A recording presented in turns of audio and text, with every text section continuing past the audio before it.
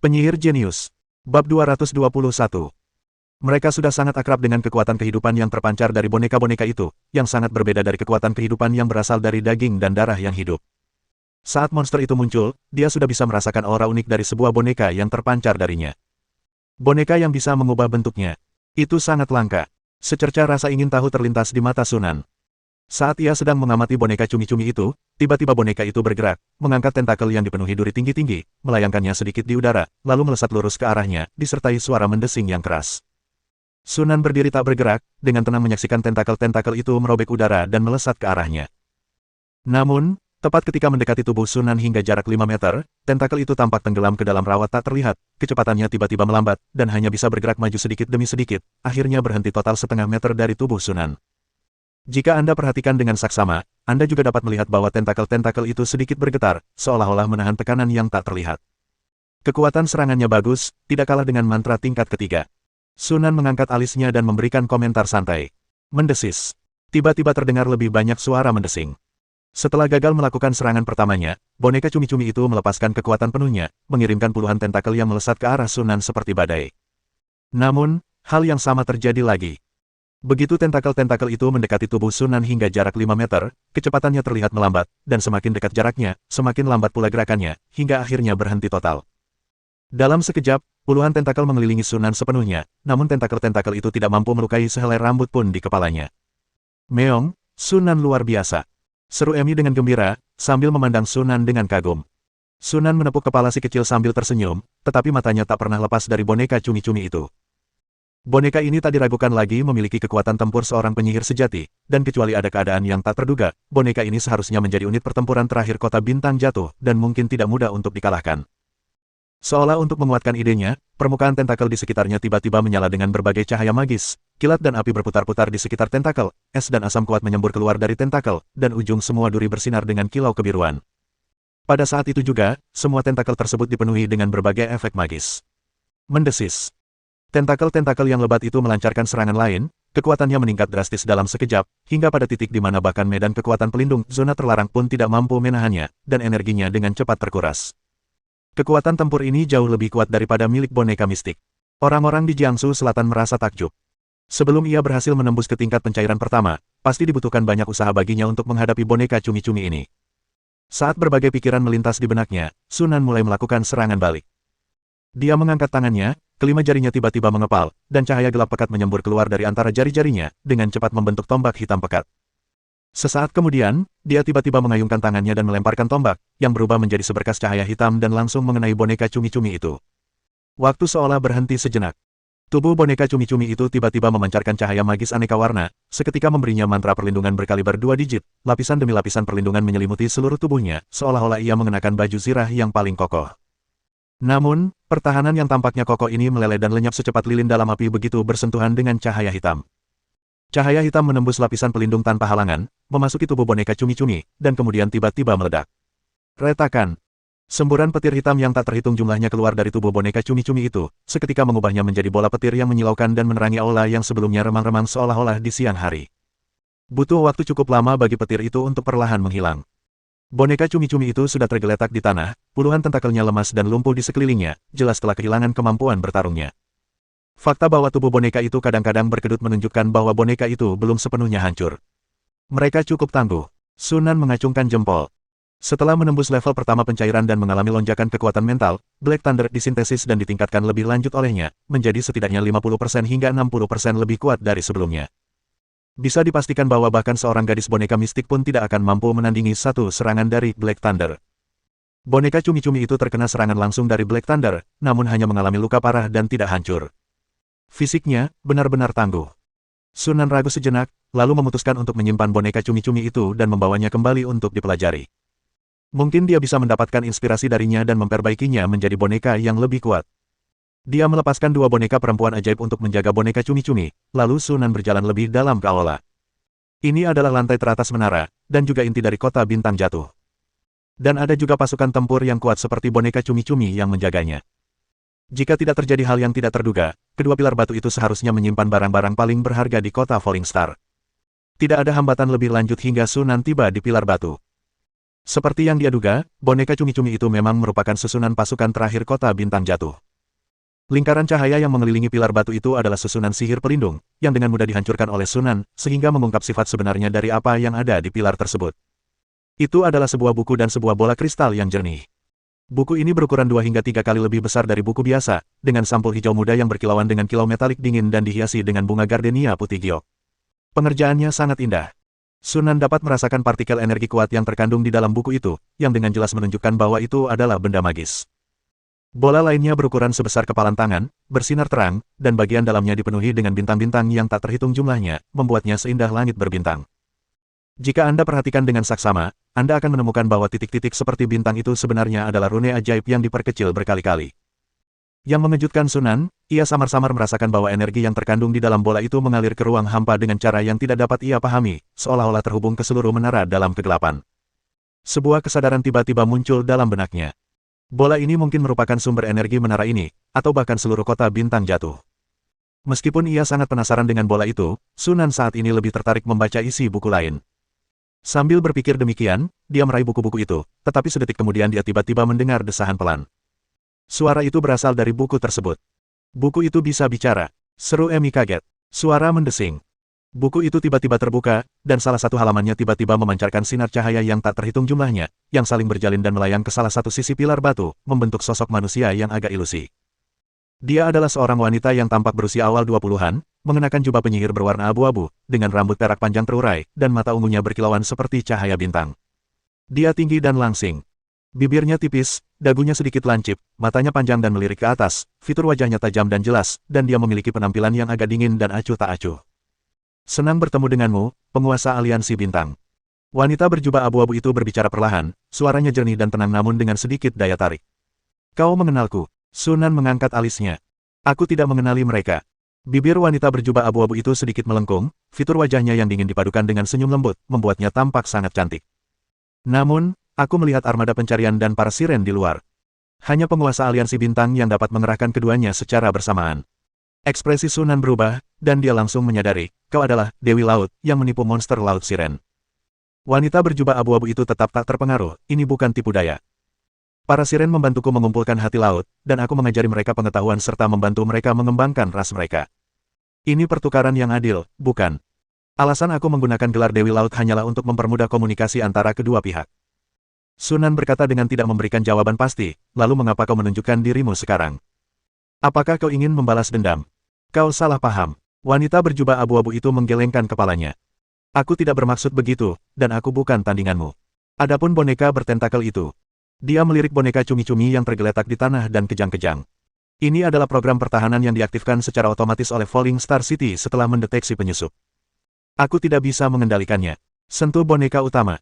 Sunan teringat akan makhluk yang menyerupai gurita yang disebut tentakel emas. Tak heran jika boneka cumi-cumi itu tampak familiar. Ternyata prototipenya adalah penguasa tentakel emas. Mereka adalah makhluk ilahi yang terkenal. Alasan saya datang adalah karena saya tidak punya pilihan lain. Wanita berjubah abu-abu itu memandang buku-buku di atas pilar batu dengan ekspresi rumit.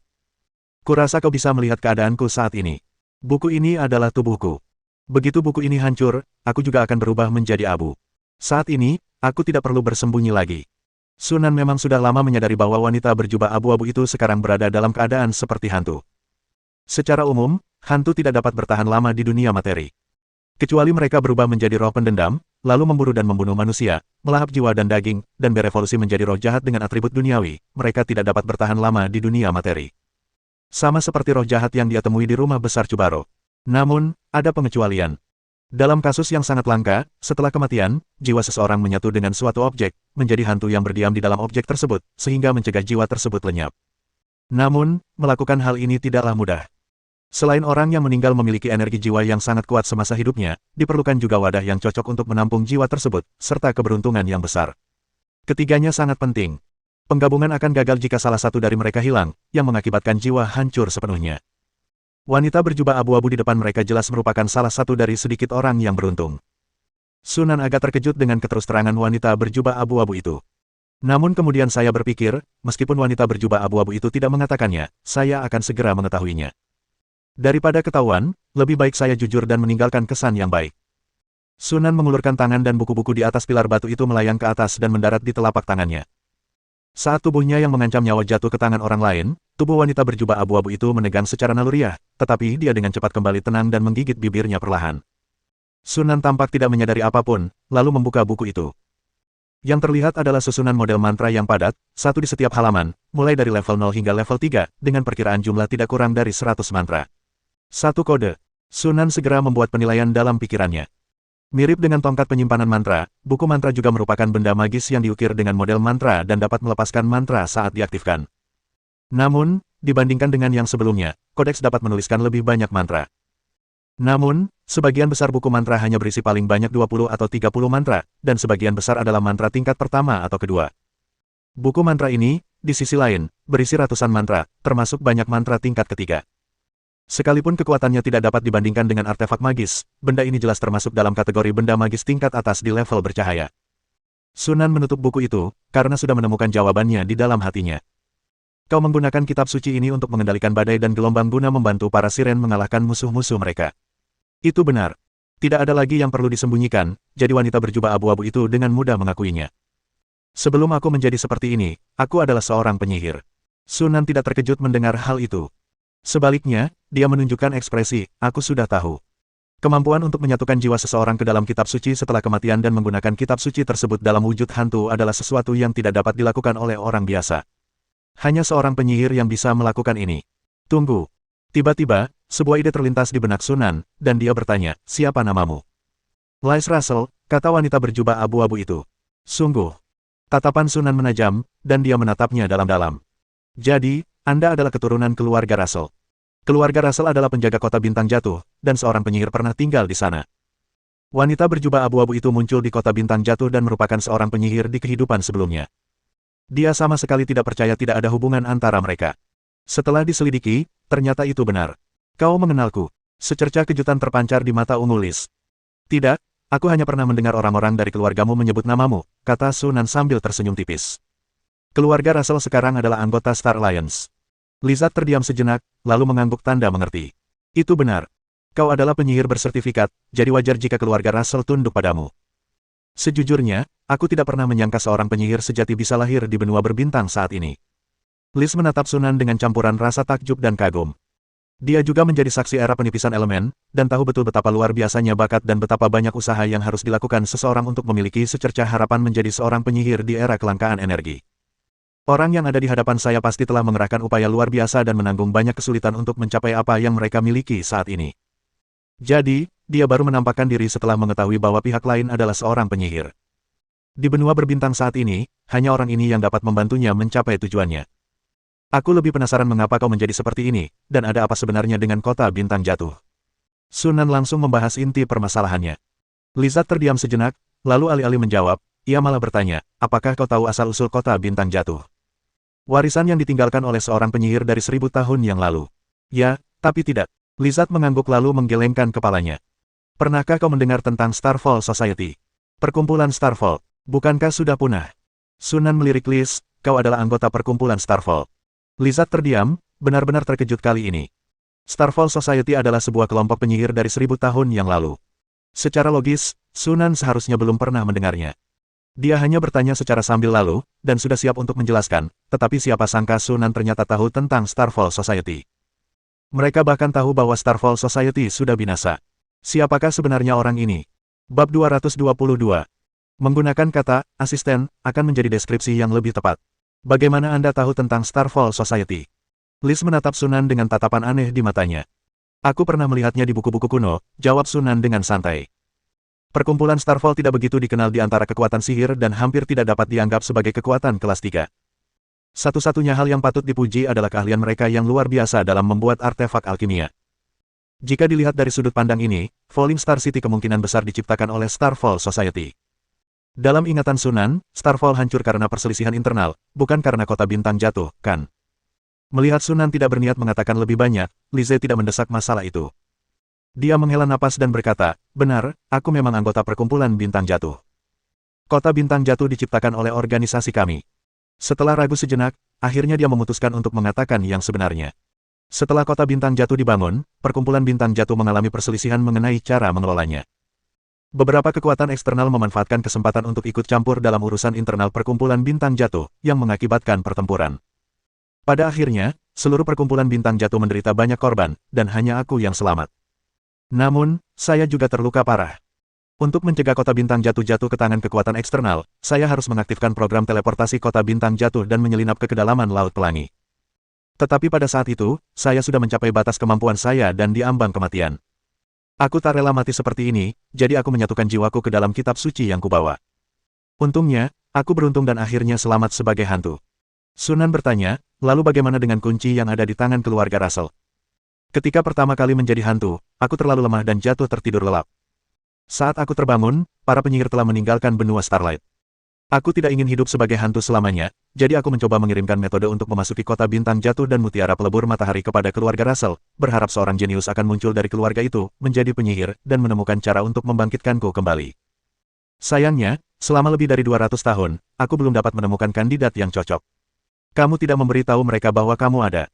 Lizard terdiam sejenak, lalu berkata, bahkan dalam keluarga yang sama, saya tidak dapat menjamin bahwa masing-masing dari mereka tidak memiliki motif tersembunyi. Sunan mengerti.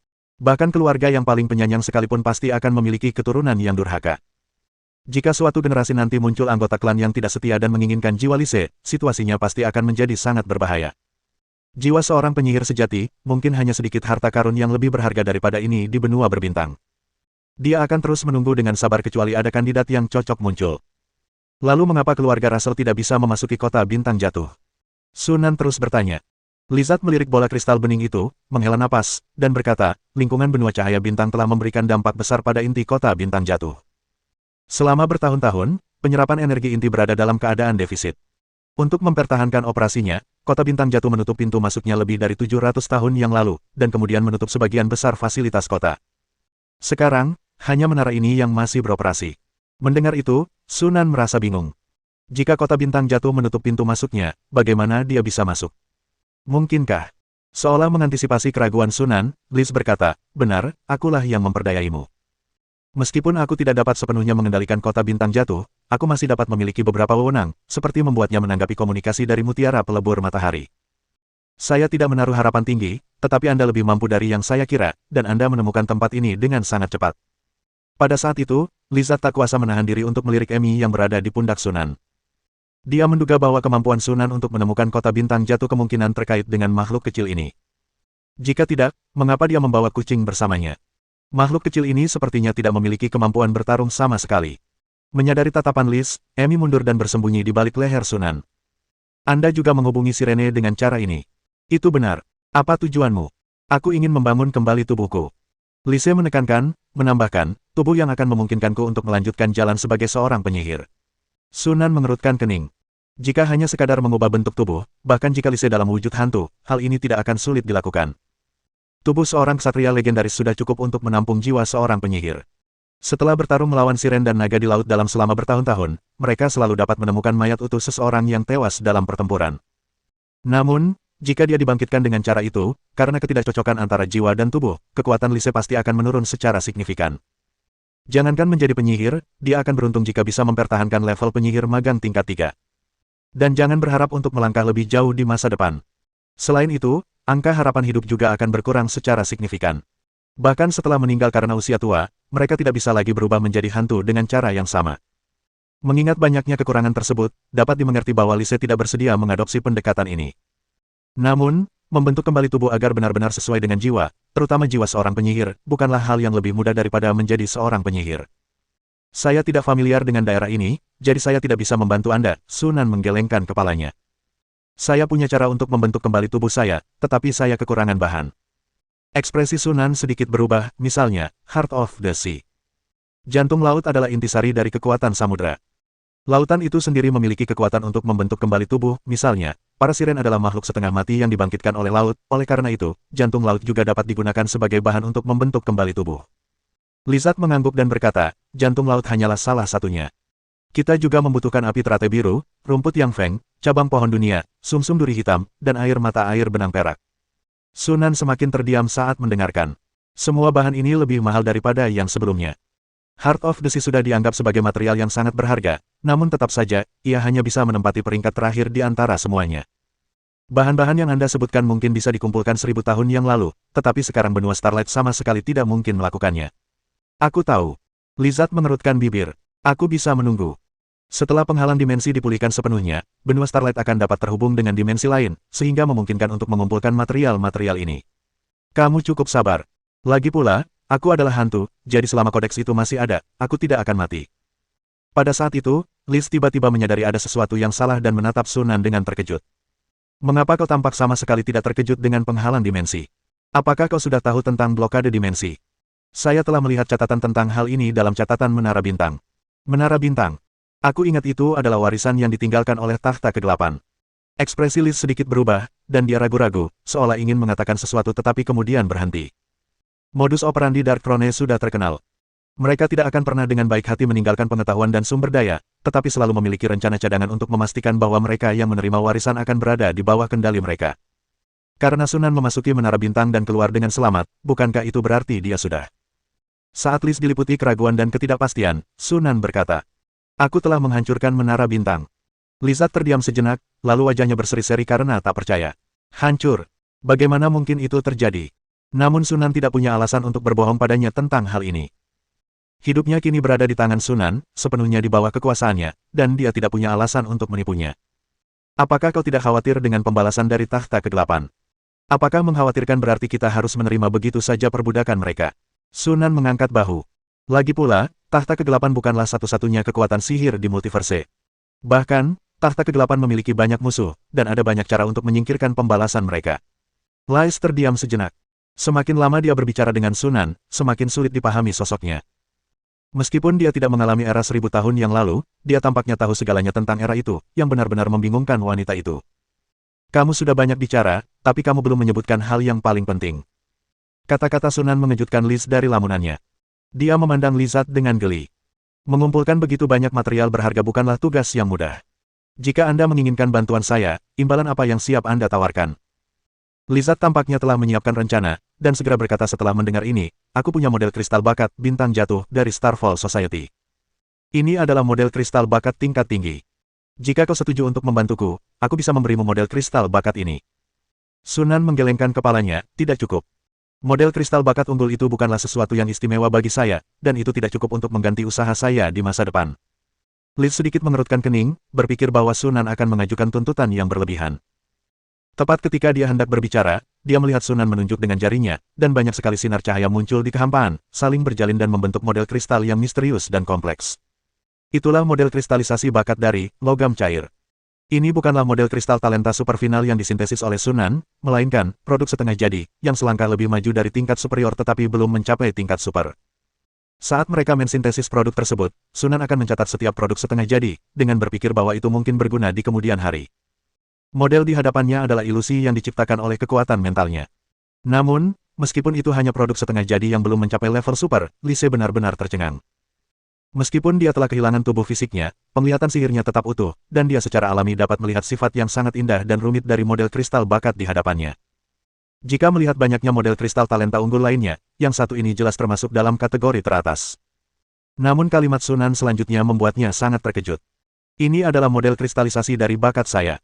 Tanpa ragu sedikit pun, Sunan mengambil semua pujian atas keberhasilannya menyelesaikan kubus Rubik sendirian. Percaya atau tidak, menciptakan model kristal bakat unggul bukanlah hal yang sulit bagi saya, jadi, bintang jatuh, yang Anda sebutkan itu tidak seberharga yang Anda kira. Liz tetap diam. Dia ingin mempertanyakan perkataan Sunan, tetapi akal sehat mengatakan kepadanya bahwa Sunan tidak mungkin memiliki akses ke model kristal bakat tingkat atas seperti itu di benua berbintang. Sangat mungkin, seperti yang dia katakan, bahwa dia menciptakannya sendiri. Jika demikian, maka bintang jatuh itu sebenarnya tidak terlalu berharga baginya. Setidaknya, jika dia mau, dia bisa dengan mudah menciptakan model kristal bakat unggul lainnya sendiri. Saat masih terkejut, Lise juga menyadari hal lain. Model kristal bakat adalah rahasia yang sangat penting bagi setiap penyihir. Karena Sunan berani menceritakan tentang pembuatan model kristal talenta unggul tingkat atas padanya, dia jelas-jelas sedang membuat pernyataan. Berikan dia kompensasi yang cukup untuk menjadi mitranya, atau kau akan menghilang bersama rahasia itu. Singkatnya, dia telah mempermainkan wanita itu sepenuhnya. Setelah lama terdiam, Lizard berbicara lagi, suaranya serak, aku bisa memberikan semua pengetahuan yang kumiliki kepadamu. Misalnya, Cetakan biru untuk kota bintang jatuh, cetakan biru untuk boneka master sentuhan, serta metode pembuatan beberapa ramuan tingkat 4 dan artefak magis, dan informasi tentang kekuatan magis lainnya. Sumber daya dan benda-benda magisnya telah hancur total selama lebih dari 1000 tahun. Selain jiwanya, satu-satunya imbalan yang bisa dia tawarkan sekarang adalah pengetahuan dan kecerdasan. Mata Sunan berkedip mendengar ini. Setelah menyatukan benua cahaya bintang, ia mengabdikan dirinya untuk mengumpulkan semua teks sihir. Dapat dikatakan bahwa pengetahuan yang diperoleh selama tahap magang penyihir sudah lengkap dan tidak kalah dengan pengetahuan di era sihir. Namun, pengetahuan di tingkat penyihir sangat kurang, hanya terdiri dari sebagian kecil pengetahuan yang diperoleh dari Menara Bintang. Mantranya lumayan bagus. Mereka memiliki mantra di level cincin kelima dan di bawahnya. Namun, pengetahuan tentang boneka tingkat penyihir, ramuan tingkat keempat, dan artefak penyihir sangat terbatas. Lagi pula, Lizard adalah seseorang dari zaman keemasan para penyihir 1000 tahun yang lalu, dan anggota organisasi sihir Starfall Society. Dia pasti memiliki banyak pengetahuan, dan dia mungkin dapat sangat membantu mengatasi masalah ini. Tentu saja, itu tidak cukup. Dengan pikiran yang berkecamuk, Sunan tetap tenang dan berkata, selain itu, kau harus melayaniku selama 1000 tahun, bahkan setelah kau berhasil mengubah bentuk tubuhmu. Kau ingin aku menjadi bawahanmu. Alis Lizard berkerut tanda tidak senang. Sunan tersenyum tipis, akan lebih tepat jika menyebutnya sebagai asisten. Jangan khawatir, aku tidak akan memaksamu melakukan apapun yang akan merusak harga dirimu atau kentunganmu. Kamu hanya perlu membantuku mengelola aliansi bintang saat aku sibuk, dan sesekali membantuku dalam eksperimen. Lagi pula, kamu tidak ada kegiatan selama menunggu penghalang dimensi dipulihkan, jadi sebaiknya kamu mencari sesuatu untuk dilakukan agar kamu tidak terlalu kesepian, kan? Liz kembali terdiam, ekspresinya berubah, jelas sekali ia sedang bergumul dengan gejolak batinnya. Pada akhirnya, daya tarik untuk mengubah bentuk tubuhnya mengalahkan segalanya. Dia menghela napas dalam-dalam, menatap Sunan dengan tatapan rumit, lalu mengangguk. Oke, aku janji. Pilihan yang bijak. Bibir Sunan melengkung membentuk senyum tipis. Janji lisan saja tidak cukup untuk menenangkan orang, jadi keduanya kemudian menyelesaikan berbagai detail, termasuk berbagai tugas Liz sebagai asisten, dan bahwa mereka tidak boleh melakukan apapun yang akan merugikan kepentingan Star Alliance dan Sunan. Yang terpenting, rahasiakan hal ini. Bahkan setelah masa pengabdian 1000 tahun berakhir, semua rahasia aliansi bintang dan Sunan tidak boleh diungkapkan. Setelah memastikan bahwa tidak ada yang hilang, keduanya menandatangani kontrak sumpah. Saat cahaya sumpah itu berkedip lalu memudar, Lise menghela napas lega. Meskipun masa depan masih belum pasti, setidaknya ada harapan untuk membangun kembali tubuh tersebut. Tidak perlu khawatir kapan Falling Star City akan kehabisan energi sepenuhnya, sehingga dia akan selamanya terjebak di dimensi alternatif ini. Bab 223. Ini adalah perintah Sang Guru, benda yang disebut inti bintang ini, apakah itu sumber energi kota bintang jatuh? Setelah kontrak ditandatangani, Sunan mengalihkan perhatiannya ke bola kristal bening itu. Benar sekali. Lizard mengangguk. Ini adalah perangkat penyedia energi unik yang dikembangkan dan diciptakan oleh Starfall Society sendiri. Sunan bertanya dengan penasaran, apa perbedaan antara ini dan kolam elemen? Ia memiliki semua fungsi dari kolam elemen. Selain itu, ia dapat memantau fluktuasi partikel energi dari seluruh kota bintang jatuh melalui inti bintang, dan dapat berkomunikasi satu arah dengan siapapun di kota bintang jatuh. Mata Sunan sedikit berbinar. Mengesampingkan fungsi penyediaan energi, dua fungsi terakhir menarik minatnya. Apakah efeknya hanya terbatas di Falling Star City? Kecuali jika inti bintang yang lebih besar dapat diciptakan, jangkauan efektif saat ini terbatas pada satu kota bintang jatuh. Dia berhenti sejenak, lalu menambahkan. Namun, jika hanya berfungsi sebagai alat komunikasi, jangkauan efektifnya dapat diperluas dengan meningkatkan konsumsi energi, tetapi tidak dapat bertahan terlalu lama. Sunan mengerti, kau menghubungi Aida melalui inti bintang. Benar sekali, Lais langsung mengakui. Tidak diragukan lagi, inti bintang adalah hal yang baik. Tanpa ragu-ragu, Sunan segera mengambil inti bintang itu dan memasukkannya ke dalam kubus Rubik. Begitu pasokan energi terputus, fluktuasi energi yang tersembunyi di dinding, langit-langit, dan lantai sekitarnya dengan cepat menghilang, dan seluruh menara segera jatuh ke dalam keheningan yang mencekam. Apakah ada sumber daya lain di kota Falling Star? Liz menggelengkan kepalanya dan berkata, tidak lama setelah kota bintang jatuh dibangun, perkumpulan bintang jatuh dilanda perselisihan internal dan tidak punya waktu untuk mengimpor sumber daya. Selain inti bintang dan boneka master sentuhan, hal yang paling berharga adalah kota bintang jatuh itu sendiri. Sunan sedikit kecewa.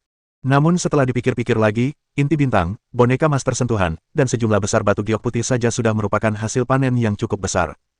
Lalu ada Lizard, hantu penyihir yang memiliki pengetahuan yang sangat luas.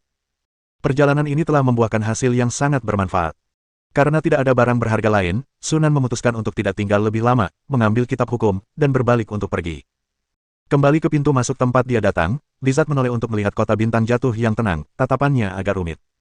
Apa rencana Anda untuk menghadapi Falling Star City? Sunan menjawab tanpa ragu, ambil kembali dan bongkar menjadi beberapa bagian. Apakah Anda menarik kembali ucapan Anda? Lizard berhenti sejenak, bertanya-tanya apakah dia salah dengar. Kau ingin menggunakan fungsi teleportasi kota bintang jatuh. Tapi kau sudah melepas inti bintangnya. Bahkan jika kau memasangnya kembali, inti bintang itu tidak akan memiliki energi yang cukup untuk menggunakan fungsi teleportasi. Tidak perlu begitu. Sunan meletakkan tangannya di dinding yang terbuat dari giok putih. Dengan sebuah pikiran, kota bintang jatuh yang sangat besar, beserta instrumen gunung berbentuk kerucut terbalik berwarna hitam di bawahnya, lenyap seketika. Pemandangan ini membuat Lise terdiam, matanya terbelalak tak percaya. Bagaimana kau melakukan itu? Tanya Lis, menatap Sunan dengan terkejut. Bahkan sebagai seorang penyihir yang berpengetahuan luas, dia belum pernah melihat pemandangan seaneh ini. Sebuah cincin spasial. Mustahil. Tidak ada cincin luar angkasa di dunia ini yang memiliki ruang internal cukup besar untuk menampung kota bintang jatuh.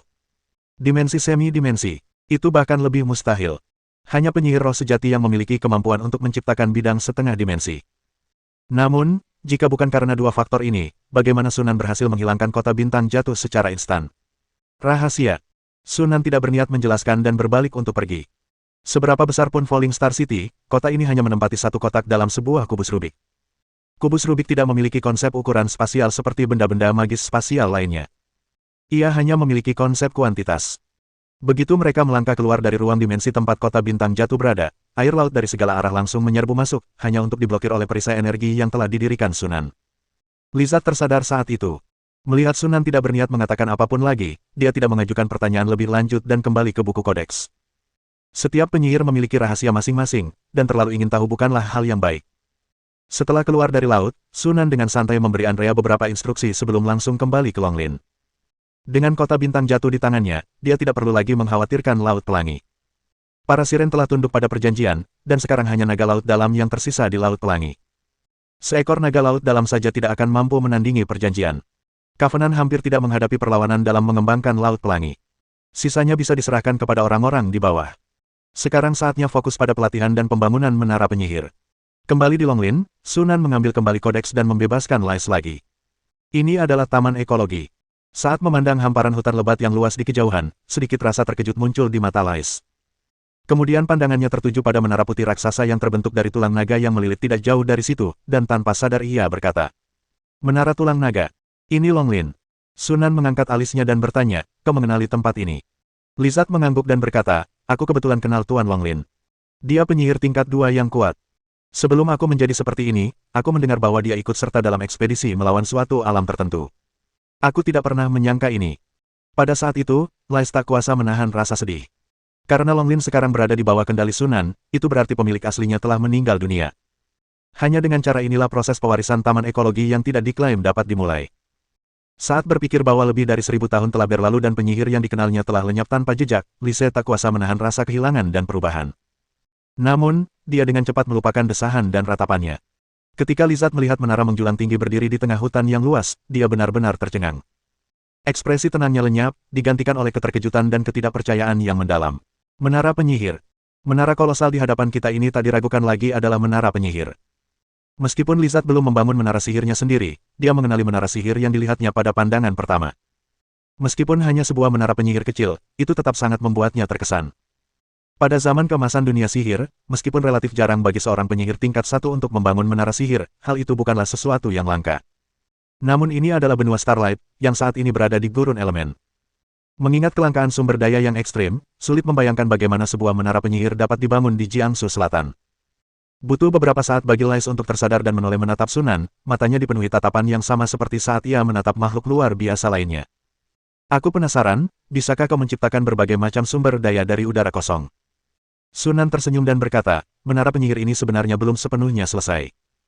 Meskipun begitu, dilihat dari ekspresimu, hanya masalah waktu sebelum ini selesai, kan?" Melihat Sunan tidak menyangkalnya, Lise mau tak mau bertanya, "Bagaimana tepatnya kau melakukan itu?" "Sangat sederhana. Dengan mengumpulkan kekuatan seluruh benua Starlight, kita dapat mengumpulkan sumber daya yang cukup." Lais butuh beberapa saat untuk menyadari maksud Sunan, dan dia bertanya dengan heran, "Kau telah menyatukan benua cahaya bintang?" Sunan meliriknya dan balik bertanya, "Apakah benar-benar sesulit itu bagi para penyihir untuk menyatukan benua cahaya bintang?" Lizard terdiam, bibirnya sedikit berkedut. Para penyihir formal memang termasuk dalam kelas yang berkuasa di benua berbintang saat ini, dan menyatukan benua berbintang bukanlah hal yang sulit. Kekuatan murni dapat menaklukkan seluruh benua, membuat semua orang takut untuk melawan.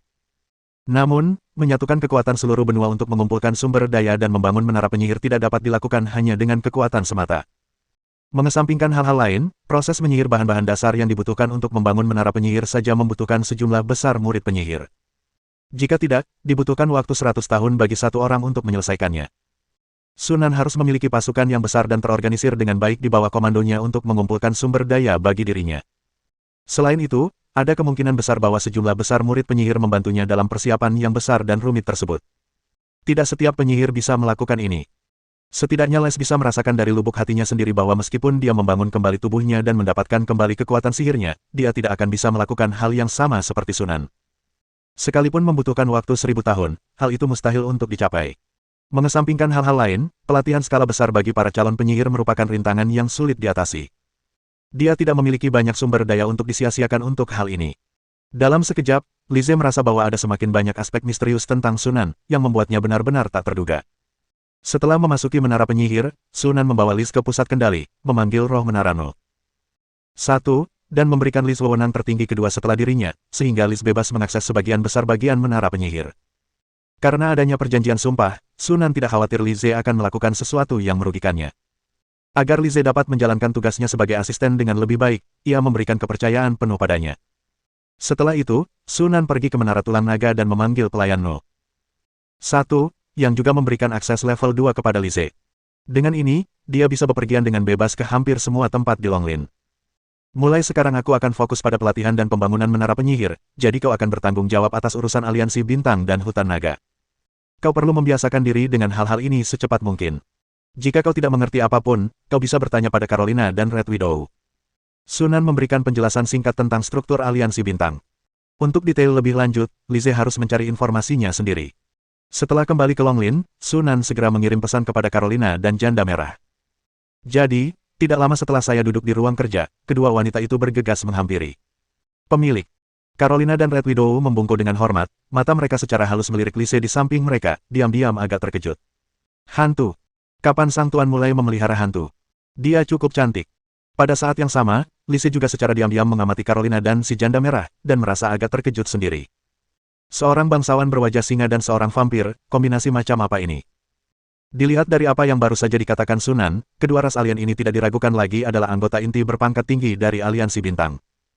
Mungkinkah dua orang dari ras berbeda bisa menduduki posisi setinggi itu? Apakah mereka selir Sunan? Tanpa menyadari pikiran tersembunyi ketiga wanita itu, Sunan menunjuk Lise dan berkata, "Ini Lise Russell, leluhur keluarga Russell dan satu-satunya penyihir mereka.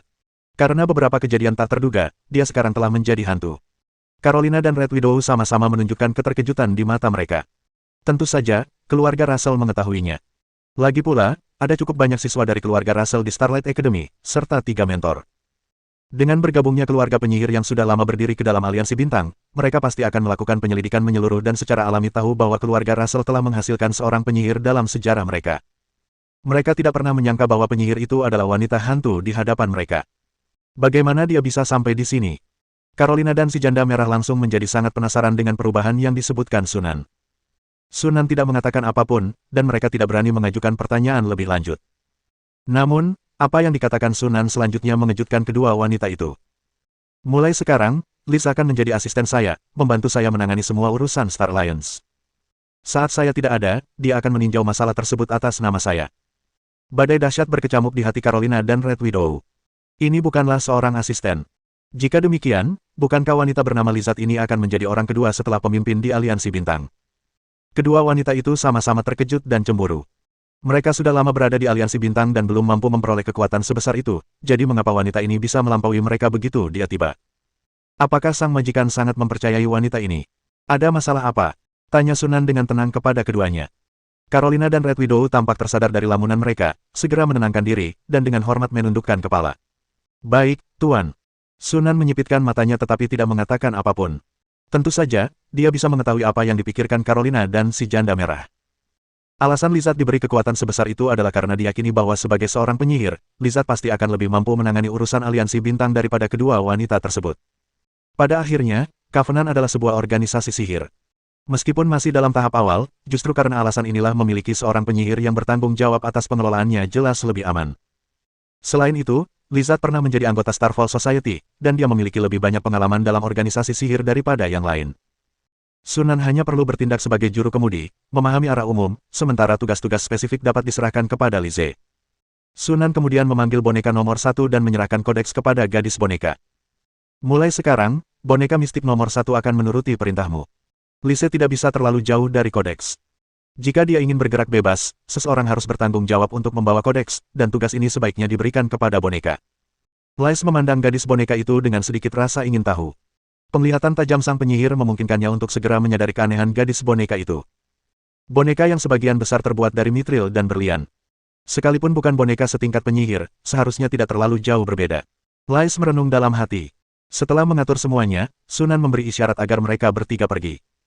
Sebelum Carolina dan Red Widow sempat berbicara, Lise meninggalkan ruang kerja dan langsung memberikan perintahnya tanpa menoleh ke belakang.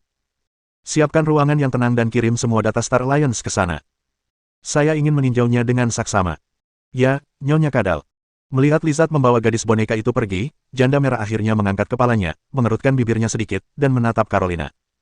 Apakah kamu hanya akan menonton dia memanjat ke atas kita? Carolina tetap tenang, selain itu, dia memang seorang penyihir.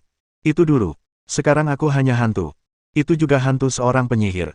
Carolina menurunkan kelopak matanya. Yang lebih penting, ini adalah perintah sang guru. Si janda merah terdiam, menggigit bibirnya karena kesal, tetapi akhirnya tidak mengatakan apapun lagi. Bab 224. Harta karun yang tak habis-habisnya, kalender cahaya bintang 1297. Naga laut dalam menyerah kepada perjanjian. Pada titik ini, dua ras laut terkuat di Laut Pelangi telah tunduk kepada aliansi bintang. Pengembangan Laut Pelangi oleh Covenant memasuki periode pertumbuhan pesat sejak saat itu. Dengan bantuan Lizard dalam menangani urusan aliansi bintang, Sunan akhirnya dapat memfokuskan energinya pada kultivasi dan pembangunan menara penyihir. Berkat cara inti kristal unsur sintetis menyerap energi ilahi, tingkat pemurnian spiritual di Jiangsu Selatan terus meningkat. Pembangunan menara penyihir berjalan lambat namun pasti. Semuanya berjalan lancar. Kalender cahaya bintang 1304. Ki akhirnya mencapai puncak kesatria legendaris cincin keempat, tanpa kemungkinan kemajuan lebih lanjut. Untuk naik ke level berikutnya, hanya ada dua jalur, menjadi ksatria darah atau ksatria elemen. Pada akhirnya, Kui tetap pada keputusan awalnya dan memilih jalur Blood Knight. Setelah mempertimbangkan dengan saksama, ia memilih garis keturunan Devil Saur sebagai garis keturunan fusi. Devil Saur termasuk dalam spesies subnaga dan berada di puncak spesies subnaga tingkat tinggi, dengan konsentrasi garis keturunan lebih dari 85%. Bahkan di hutan naga, Devil Saur adalah salah satu spesies subnaga yang paling kuat. Terutama dalam beberapa tahun sejak implementasi program peningkatan garis keturunan subnaga tingkat tinggi, konsentrasi garis keturunan subnaga tingkat tinggi di Longlin telah meningkat hingga berbagai tingkat.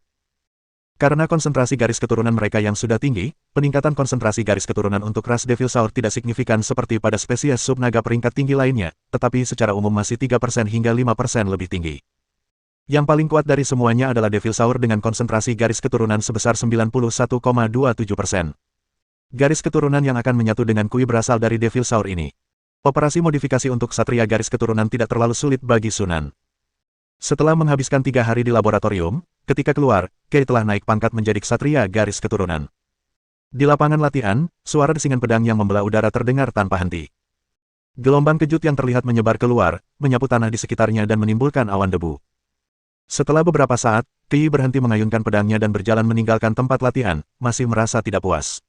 Bagaimana perasaanmu? Tanya Sunan. Luar biasa, sangat bagus. Wajah Ki penuh kegembiraan. Aku merasa penuh energi, dan fisikku telah meningkat secara signifikan dibandingkan sebelumnya. Sunan berkata sambil tersenyum, Devil Saur adalah spesies subnaga tingkat tinggi yang dikenal karena kekuatan fisiknya. Peningkatan paling nyata dalam hal fisik adalah ketika kau menyatu dengan garis keturunannya. Selain itu, daya tahan energi dan kendalimu atas partikel elemen api seharusnya meningkat secara signifikan. Tentu saja, yang terakhir jelas jauh lebih rendah daripada milik Satria elemen api. Ki terkekeh dan berkata, cukup. Lagi pula aku hanya ingin memperpanjang hidupku. Meningkatkan kekuatanku adalah hal sekunder. Ngomong-ngomong, apakah kemampuan garis keturunan ini bisa diturunkan ke generasi mendatang? Sunan menggelengkan kepalanya dan berkata, tidak, paling-paling kita hanya bisa sedikit mengoptimalkan gen keturunan kita agar mereka lebih kuat secara fisik. Baik gabungan garis keturunan ksatria maupun gabungan garis keturunan murid penyihir bukanlah gabungan yang sempurna, sehingga tidak dapat diwariskan kepada generasi mendatang. Penggabungan garis keturunan yang benar-benar sempurna membutuhkan penyihir untuk terus mengembangkan kemampuan garis keturunan tersebut dan mengaktifkan gen-gennya setelah penggabungan, memperkuat kemampuan ini hingga tingkat yang setara dengan, atau bahkan melampaui, makhluk garis keturunan aslinya. Hanya ketika tingkat ini tercapai, garis keturunan benar-benar dapat menjadi bagian yang tak terpisahkan dari gen, dan mampu diturunkan kepada generasi mendatang melalui reproduksi. Oleh karena itu, para pendiri setiap keluarga penyihir garis keturunan yang kuat pastilah individu-individu yang sangat berbakat. Mendengar perkataan Sunan, Qiyi agak kecewa. Bagaimanapun, bagus bahwa kita dapat mengoptimalkan gen kita. Gen suatu keluarga dioptimalkan dan ditingkatkan dari generasi ke generasi. Mengharapkan kesuksesan tercapai dalam semalam hanya dalam satu generasi adalah angan-angan belaka.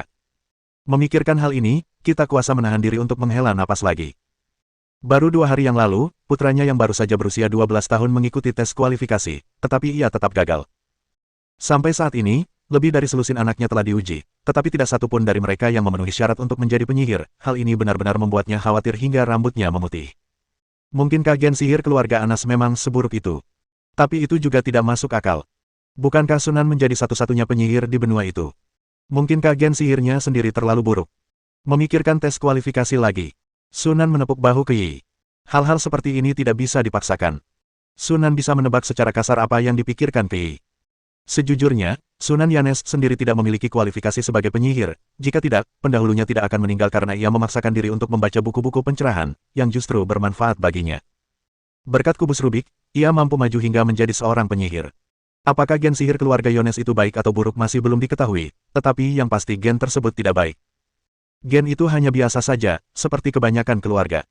Faktanya, selain keluarga Russell, belum pernah ada kasus keluarga yang memiliki 2 murid penyihir sekaligus. Mungkin ada banyak keluarga penyihir 1000 tahun yang lalu, tetapi setelah 1000 tahun erosi, gen penyihir dari keluarga-keluarga ini telah lama terkikis, dan mereka telah menjadi orang biasa saat ini. Bahkan keluarga Russell mampu bertahan hingga hari ini bukan hanya karena mereka aktif menikah dengan murid-murid penyihir dari luar, tetapi juga karena mereka telah menggunakan semacam metode.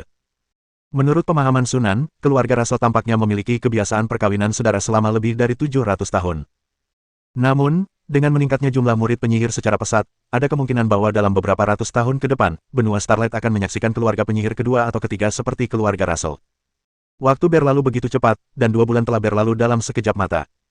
Di dalam apotek, suara gemericik cairan mendidih terdengar tanpa henti. Sunan memanipulasi tangan penyihir itu untuk memasukkan bahan terakhir ke dalam cairan. Seolah meneteskan tinta biru, cairan itu dengan cepat berubah menjadi biru tua seperti langit berbintang dan perlahan berhenti mendidih. Sunan melepaskan kaca dari lampu api, dan partikel energi dingin keluar, dengan cepat mendinginkan cairan hingga suhu ruangan sebelum menuangkannya ke dalam botol ramuan. Pada tahap ini, 1 botol obat telah selesai. Sunan kemudian meletakkannya ke dalam kubus Rubik, dan sebaris informasi langsung muncul di antar muka sintesis. Ramuan konstruksi sekunder tier 2 unggul meningkatkan aktivitas mental dan kecepatan konstruksi kristal bakat setelah dikonsumsi. Durasi tergantung pada efektivitas ramuan. Efeknya tidak kumulatif. Pengguna harus memiliki setidaknya 60 poin mental. Ini sukses. Wajah Sunan berseri-seri dengan senyum gembira. Setelah menghabiskan begitu banyak waktu dan usaha, akhirnya kami berhasil mengembangkan versi yang lebih lemah dari agen konstruksi tersebut. Dengan ini, Anda dapat mensintesis ramuan konstruksi dengan efek yang setara dengan ramuan aslinya. Setelah tersadar dari kegembiraannya, Sunan segera membuat lusinan botol ramuan konstruksi sekunder lagi, lalu memasukkannya ke dalam kubus Rubik satu persatu, dan segera mendapatkan sebotol ramuan konstruksi superior tingkat ketiga. Ramuan konstruksi terbaik di Menara Bintang hanya berkelas sedang, dan sebagian besar berkelas rendah. Dari segi kemanjuran, ramuan yang kumiliki setidaknya 30% lebih baik. Sunan memperkirakan bahwa harga sebotol ramuan pembangunan tersebut sekitar 122.000 koin emas. Terus terang, biaya ini jauh melebihi biaya pembuatan agen konstruksi secara artifisial. Namun dalam kondisi saat ini, memilikinya saja sudah cukup baik. Setidaknya jika dibandingkan dengan pentingnya agen konstruksi, biaya tersebut masih dalam kisaran yang dapat diterima. Untuk model kristal bakat tingkat menengah standar, 3 botol ramuan konstruksi tingkat 3 kelas unggul sudah cukup untuk membuatnya, yang biayanya kurang dari 370.000 koin emas. Bagi setiap calon penyihir tingkat 3 yang dapat mencapai standar untuk membuat kristal bakat, mendapatkan 370.000 koin emas bukanlah hal yang sulit. Sebagian besar waktu, bahkan jika mereka memiliki uang, mereka tidak dapat membeli ramuan pembuatan kristal. Dengan metode untuk mensintesis ramuan konstruksi, persekutuan akan dapat melatih para penyihir. Melihat cairan biru di dalam botol kecil itu, Sunan tersenyum puas. Pasukan penyihir yang berkualitas harus menguasai metode pembuatan ramuan konstruktif. Jika tidak, jika kita bahkan tidak bisa melatih penyihir, bagaimana kita bisa membicarakan pembangunan dan ekspansi? Tanpa membuat ramuan, kesulitan bagi seorang murid penyihir tingkat 3 untuk naik menjadi penyihir akan setidaknya 2 atau 3 kali lebih besar. Mereka yang dapat mencapai tingkat penyihir tanpa menggunakan ramuan konstruksi adalah jenius sejati atau individu yang sangat beruntung yang kebetulan mendapatkan sumber daya berharga yang dapat mempercepat pembangunan kristal bakat. Setelah menyimpan ramuan pembangunan, Sunan membuka panel pribadinya. Sunan Yanes, pria penyihir level 1. Pencairan, 50,93%. Keahlian. Meditasi cincin bintang LV19 Max. Pembuatan ramuan LV5, 6231 per 20.000. Biomodifikasi LV5, 2933 per 20.000. Pembuatan boneka LV5, 13173 per 20.000. Pembuatan item sihir LV4, 9509 per 10.000. Dengan laju saat ini, seharusnya ia mampu menembus tahap kristalisasi pertama dalam waktu 25 atau 26 tahun lagi. Kita sudah punya ramuan pembangunan. Yang kurang hanyalah model kristal bakat. Penelitian mengenai model kristalisasi talenta kedua masih berlangsung dan berjalan dengan sangat lancar. Setelah kembali dari kota bintang jatuh, Sunan memperoleh semua model kristal bakat dari perkumpulan bintang jatuh dari Lais. Selain Falling Star, sebuah model kristal bakat unggul, terdapat 4 model kristal bakat menengah dan 16 model kristal bakat rendah, yang memberinya banyak inspirasi. Sesuai jadwal, ada lebih dari cukup waktu untuk mengembangkan produk jadi sebelum mencapai tahap kristalisasi pertama. Harus saya akui bahwa membawa Liz kembali sebagai asisten adalah keputusan yang sangat bijaksana. Setelah dengan cepat memahami seluk-beluk perjanjian, Lizard mulai terbiasa dan mengelola perjanjian dengan sangat baik. Yang terpenting, pengetahuannya juga membantu Sunan memecahkan banyak masalah. Sebagai contoh, cetak biru desain untuk boneka sentuh master memecahkan masalah pembangunan golem tingkat tinggi di menara penyihir. Setelah mempelajari cetak biru golem tentakel, Sunan memutuskan untuk menggunakan golem adamantin sebagai badan utama, ditambah dengan sejumlah kecil golem tentakel dan boneka mistik, untuk membangun pasukan golem internal menara penyihir. Satu-satunya masalah adalah beberapa bahan yang digunakan dalam boneka sentuh utama Torch Master Puppet saat ini tidak tersedia di benua berbintang, jadi kita perlu meneliti dan mengembangkan bahan alternatif. Namun, setidaknya ini lebih mudah daripada meneliti boneka tingkat penyihir baru dari awal. Isu lainnya adalah penciptaan kristal jiwa. Selama pengembangan Laut Pelangi, terutama dalam pertempuran melawan Siren dan Naga Laut Dalam, perjanjian tersebut memperoleh sejumlah besar kristal jiwa, yang sangat mengurangi kekurangan kristal jiwa. Namun, dengan para Siren dan Naga Laut Dalam yang menyerah satu demi satu, pertanyaan tentang bagaimana menciptakan lebih banyak kristal jiwa kembali menjadi sorotan. Lais kebetulan memiliki solusi untuk masalah ini. Beberapa penyihir telah menemukan bahwa selama transformasi orang mati, energi aneh yang terbentuk dari penggabungan dua energi yang berlawanan, yaitu energi kematian dan kehidupan, dapat memicu energi tertentu di alam semesta, yang kemudian menghasilkan serangkaian reaksi berantai yang terhubung dengan hantu-hantu di dunia ini. Mereka akan muncul dari celah ruang angkasa, bersaing untuk memperebutkan tubuh fisik agar dapat dibangkitkan. Lalu seorang penyihir tiba-tiba mendapat ide cemerlang, menggunakan transformasi orang mati untuk memancing sejumlah besar hantu, dan kemudian menggunakan permata untuk menyerap hantu-hantu itu dan menciptakan sejumlah besar kristal jiwa. Metode pembuatan kristal jiwa ini hanya membutuhkan sedikit permata, emas, dan perak untuk menyiapkan susunan konversi nekromansi, dan dapat diimplementasikan bahkan oleh seorang murid penyihir tingkat 3, sehingga cukup praktis. Satu-satunya kekurangan adalah kualitas hantu yang tertarik dengan metode ini tidak terlalu tinggi. Paling banyak, hanya kristal jiwa berukuran mini dan kecil yang dapat diciptakan. Namun, hal ini sama sekali bukan masalah bagi wilayah selatan Jiangsu. Dia hanya membutuhkan kristal jiwa miniatur. Tingkat kristal jiwa lainnya dapat diperoleh melalui sintesis. Jadi, setelah berhasil menciptakan lebih dari 10 kristal jiwa mini menggunakan hantu yang dipancing dalam satu kali latihan, Sunan segera mempromosikan metode ini di Akademi Cahaya Bintang dan membeli kristal jiwa mini dalam bentuk misi, sepenuhnya memecahkan masalah kekurangan kristal jiwa di Aliansi Bintang. Selain itu, Li Xie juga menguasai metode membangun susunan teleportasi. Meskipun hanya berupa susunan teleportasi jarak pendek dengan jarak teleportasi tidak lebih dari 1000 km, namun tetap sangat berharga dan sangat penting untuk meningkatkan situasi transportasi Aliansi Bintang. Sebelumnya, Star Alliance selalu menggunakan saluran spasial di Longlin untuk teleportasi jarak jauh yang disamarkan. Namun, seiring dengan perluasan wilayah Star Alliance dan peningkatan jumlah saluran spasial, beban pada Longlin sebagai stasiun transit menjadi semakin berat.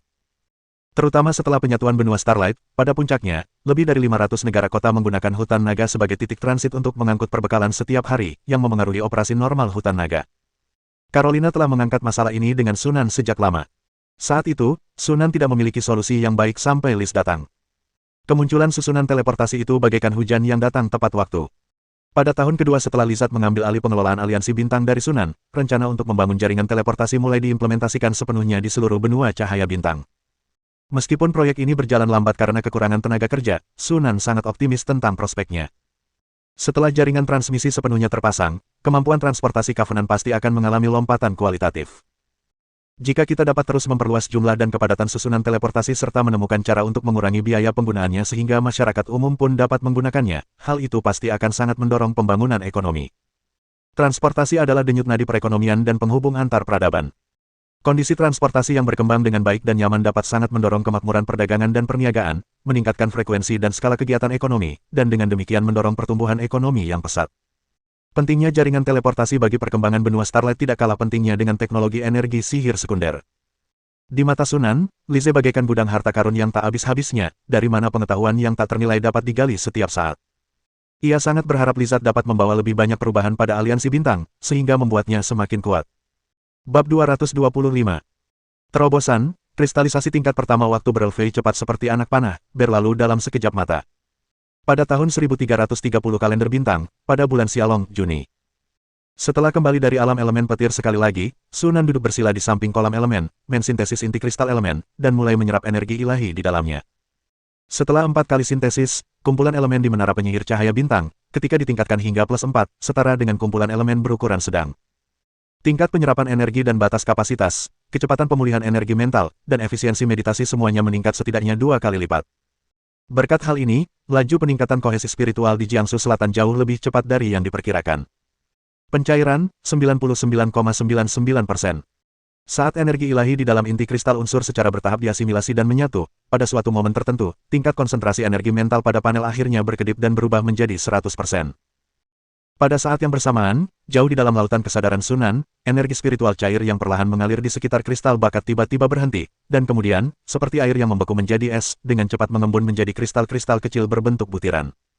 Tak lama kemudian, aliran air di sekitar kristal bakat itu menghilang sepenuhnya, digantikan oleh kristal padat yang menyerupai sabuk bintang. Kristal heksagonal ini sangat jernih, seperti batu permata terbaik, dan berputar perlahan di sekitar kristal alami, seindah dan semegah Bima Sakti. Ini sukses. Sunan membuka matanya, tatapannya dipenuhi dengan kegembiraan yang luar biasa. Butuh hampir 50 tahun untuk akhirnya berhasil menembus dari proses pencairan primer ke kristalisasi primer. Setelah ia membuat model kristal bakat kedua, ia akan dapat naik ke level penyihir 2. Sunan mengulurkan tangan dan dengan lembut mengetuk ruang kosong di depannya. Banyak sekali berkas cahaya tipis seperti sutra muncul dan dengan cepat saling berjalin membentuk model yang misterius dan kompleks. Ini adalah model kristalisasi talenta kedua yang dikembangkan Sunan dalam beberapa tahun terakhir. Tentu saja, ini hanyalah model kristal bakat tingkat rendah yang belum disintesis. Efeknya agak mirip dengan zona terlarang yang menciptakan medan energi tak terlihat yang sangat padat di sekitar tubuh, mampu meniadakan semua kerusakan yang memasuki medan energi tersebut, termasuk serangan fisik, serangan energi, dan bahkan serangan jiwa yang tak terlihat dan tak berwujud. Selain itu, setiap orang yang memasuki medan gaya ini akan mengalami tekanan yang sangat besar. Tidak seperti area terbatas, Sunan dapat meningkatkan tekanan sementara di area tertentu dari medan gaya dengan mengubah kepadatan tekanan, sehingga memberikan batasan yang lebih kuat pada musuh yang memasuki medan gaya tersebut. Jika tekanannya cukup tinggi, bahkan bisa menghancurkan musuh hingga lumat. Oleh karena itu, kemampuan bertahan yang luar biasa ini juga dapat digunakan untuk menyerang dalam situasi tertentu. Selain itu, jangkauan medan gaya dapat diperluas dan dikontraksikan secara bebas, tetapi kekuatan pertahanan dan kepadatan tekanan juga akan berkurang atau meningkat sesuai dengan itu. Detailnya hanya akan diketahui setelah Sunan benar-benar menguasai kemampuan bakat tersebut dan melakukan uji coba praktis. Sunan menamai model kristalisasi bakat ini, zona terlarang mutlak. Diperlukan 32 model kristal bakat tingkat rendah untuk mensintesis, logam cair, tingkat tinggi, dan zona terlarang absolut, seharusnya kurang lebih sama. Terakhir kali model kristal bakat logam cair dibangun, waktu pembangunan rata-rata untuk model kristal bakat tingkat rendah adalah 13 hari. Namun, kekuatan mental Sunan sekarang jauh lebih unggul dari sebelumnya, dan dia juga memiliki ramuan konstruksi berkualitas tinggi. Dia memperkirakan bahwa waktu konstruksi rata-rata kali ini akan dipersingkat menjadi kurang dari 10 hari. Jika semuanya berjalan lancar, model zona terlarang absolut, atasan dapat disintesis dalam waktu 1 tahun. Bagian yang benar-benar memakan waktu adalah langkah terakhir, yaitu memulihkan energi mental. Penting untuk diketahui bahwa kristalisasi bakat akan meningkat seiring dengan semakin halusnya energi mental penyihir.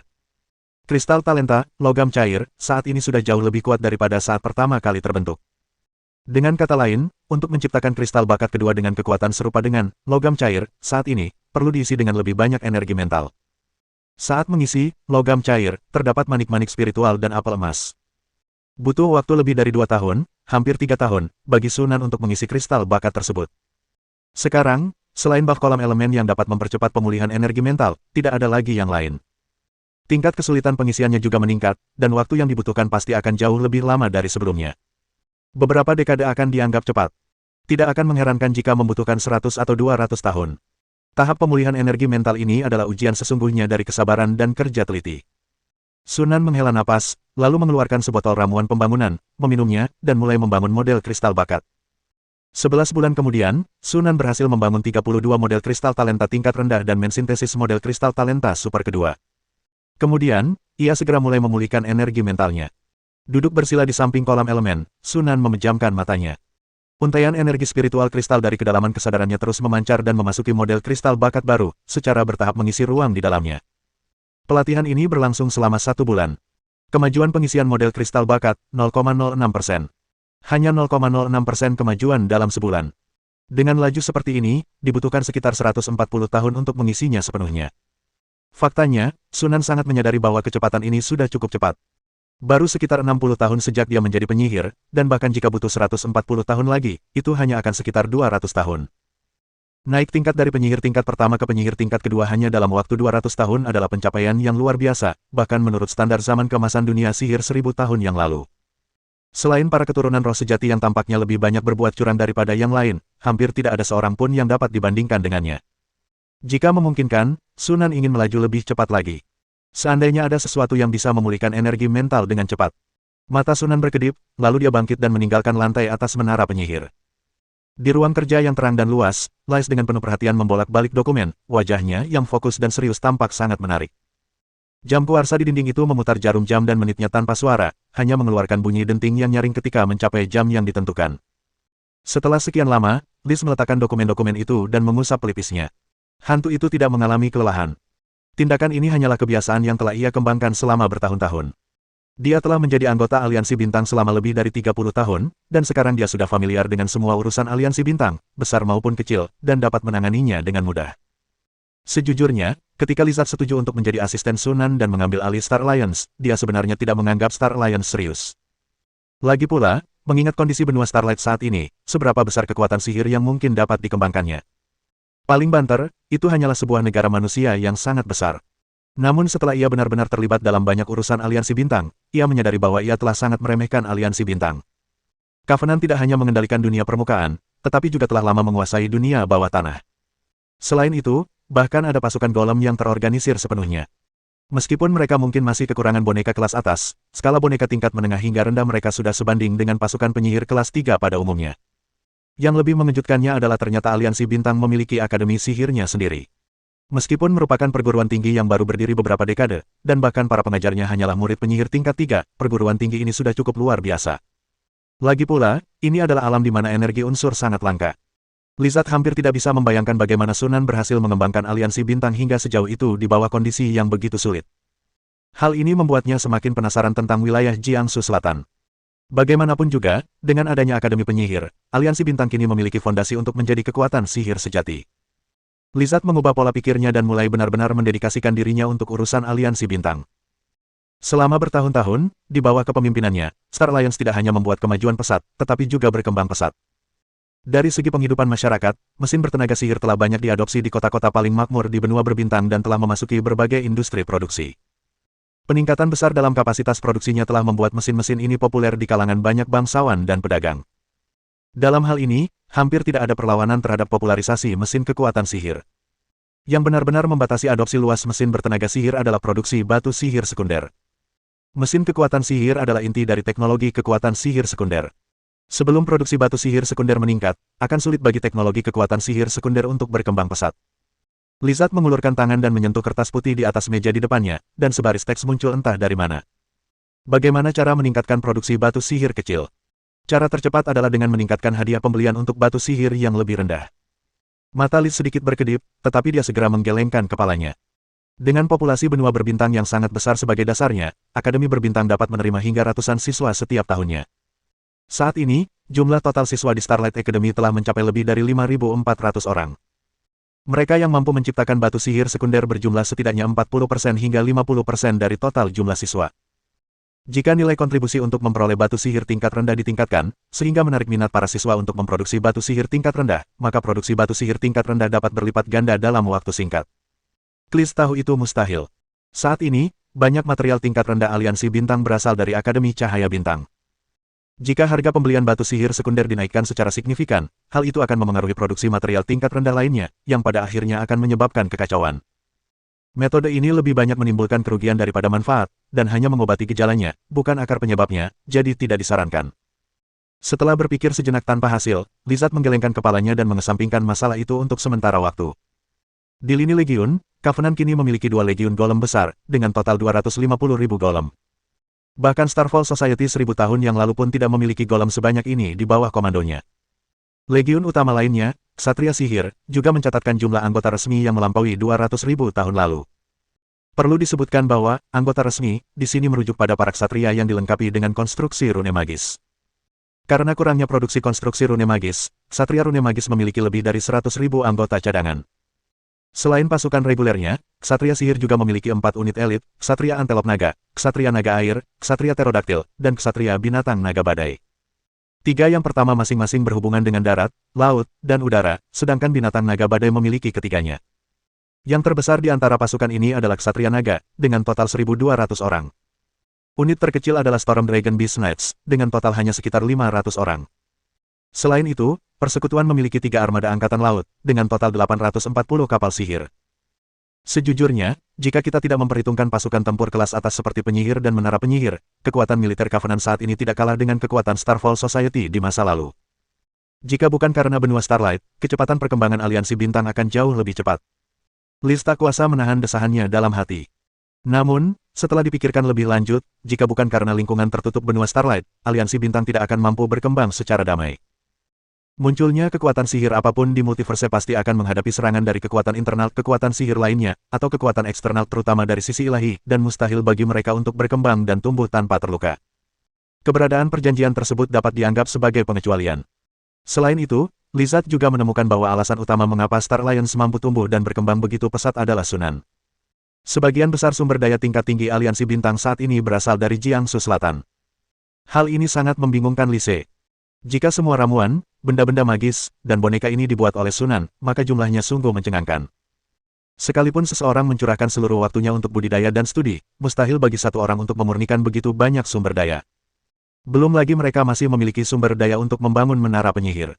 Namun jika bukan hasil pemurnian Sunan, lalu dari mana dia mendapatkan begitu banyak sumber daya?